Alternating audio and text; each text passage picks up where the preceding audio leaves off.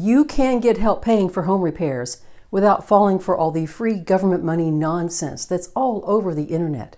I'm going to show you 3 places this money actually comes from, how it has changed recently, and how to find it in your area. Now, if you're with a nonprofit that provides home repair services, don't go anywhere, because understanding where this funding comes from is also the key to unlocking it for your organization. The money flows to both of you just through different doors. And I'll show you the free online tool that sits right in the middle, connecting the people who need help to the organizations already providing it. I'm Tiffany. I've spent years winning millions in grant dollars, so I know these systems, how they work, and how this money actually reaches you and your community. Let's get into it. Source number 1, government programs.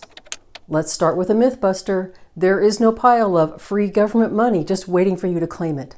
That phrase is how people get scammed. There are legitimate programs that are meant to help you, but a lot has changed in government funding in the last year or so I'll give you the scoop on how to navigate that, whether you're the homeowner or the nonprofit with home repair services. And for all the websites I'm showing you in this video, TV viewers will see the path to the website at the bottom of the screen while I'm talking about that website. And for viewers on mobile or monitor, you can see the link in the description below the video. Let's look at the USDA Section 504 Home Repair Program. We can see that the application window is open, but just what does that mean? The overview on the website shows who is eligible and what grant funds can be used for. And how do you apply? Through your local RD or Rural Development Office, which you can find by clicking through the link at this website. What if you live in an urban area? Federal funding for home repairs might come through Community Development Block Grants, also known as CDBG. These funds have seen significant cuts in the past year or so, which I've seen happen in my day job. But funds still exist for home repairs. As an individual, you don't apply directly to the federal government. CDBG dollars go to states and cities where some will be allocated for you to receive as an individual, and some will be saved for nonprofits to apply for. Let's look at one more, the U.S. Department of Energy's Weatherization-Assistance program to help make your home more energy efficient, such as installing insulation, updating heating systems, etc. Here you see that once again you go to your state. The map shown here is hot linked to your state and its weatherization program. And just like CDBG, there could be funds you receive as an individual or funds that nonprofits receive to do the weatherization work at your home. Did you notice the pattern? Federal funding that supports home repairs goes to states and cities, which then divide the funds between individuals and nonprofit service providers. If this is still very confusing, you're not alone. In a minute, I'll share the free resource that helps you find home repair help in a much simpler fashion. Source number 2, grants versus loans. As you search for help to fund your home repair needs, you'll see that some help is offered as a grant and a lot of it is offered as a loan. You might prefer seeking a grant thinking that it doesn't get paid back, which is true so long as the funds are spent in the exact manner they are offered and awarded. I have seen in my career where circumstances with my day job changed drastically and we couldn't spend the grant as originally promised and we had to give the grant money back. That's a story for another video, and let me know in the comments if you want to hear it. I share that to advise you, whether you're the homeowner or the nonprofit, don't assume that grants have no terms. We sign contracts with grant funders at my day job. So be clear on what the grant requires and that you can fulfill your obligations to receive those funds. Now, of course, loans get paid back, and we all know that they have precise terms in the agreement. I work in grants, not lending, so I won't pretend to advise you on loan terms.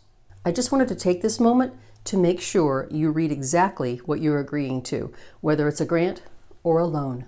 If this video is already clearing things up, take a second to hit those like and subscribe buttons. And let me know in the comments, are you watching as a homeowner or someone working at a nonprofit? Source number 3, local nonprofits. Homeowners, did you know that there are nonprofits in your area that do home repairs for people in need? They may charge very little, or ask you to be part of the work, or especially for elderly homeowners, they charge nothing. How many of you watching represent those nonprofits providing home repairs? Here's the real challenge. The need is enormous in every community. There are national organizations like Habitat for Humanity or Rebuilding Together that may have chapters in your community. But there are also local nonprofits serving your state, your county, or maybe just your part of the city.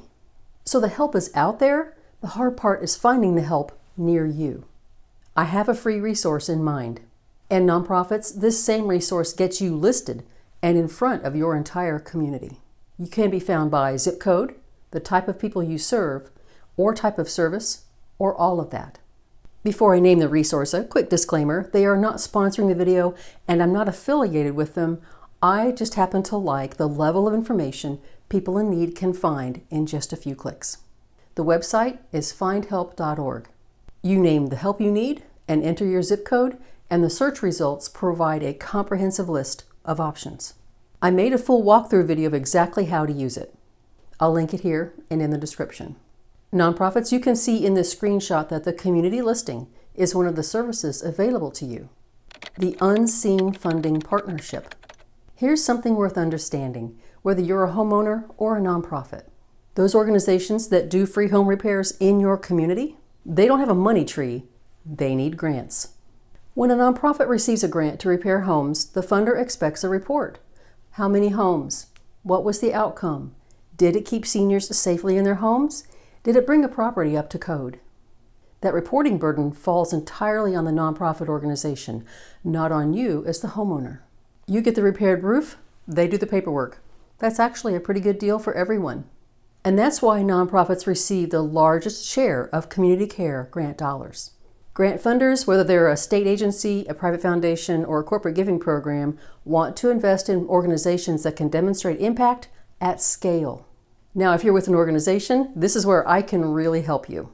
After years of winning millions in grant dollars, I can tell you exactly what funders are looking for when you apply for home repair or aging in place dollars. 1, local data, not national statistics.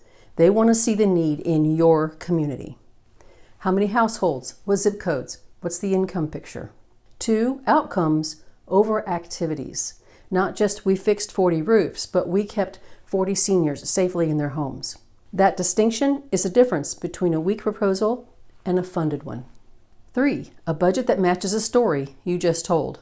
And a pro tip here, funders don't expect to cover your entire project. Most prefer to be one piece of the funding mix, so a grant that's smaller than your total project cost is completely normal. Often, it's exactly what they want to see. If you're with an organization and you're thinking, this is what we need to learn, that's exactly why I built the Grant Chatter Success System. It's a 5-phase path: readiness for grants, research to find the right funders, drafting a strong proposal, budgeting that wins, and the final grant submission process. All with an AI companion guide alongside, taking you from we should apply for this to a submitted, fundable proposal. At the time I post this video, I am wrapping up work on a lot of content just for members. So the QR code that will appear here on screen will take you to the waitlist. Once memberships are active, just look for the join button below this video. TV viewers, it looks like you'll need to access memberships on your phone or desktop. Homeowners, watch my FindHelp.org walkthrough video next.